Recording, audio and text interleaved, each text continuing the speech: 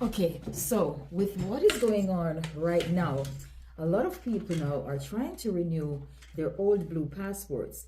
There are about four different, why do I always do that?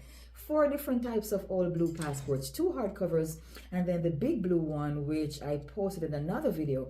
I'm gonna go get it. So if you have one of these passports, do not remove the photograph. I repeat, do not remove this photograph because it's the only baby photo you have of yourself.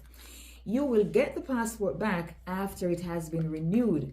You must surrender the old passport to get a new one. No matter how long it's been, don't say, well, it's been 30, 40 years, this passport is no good anymore.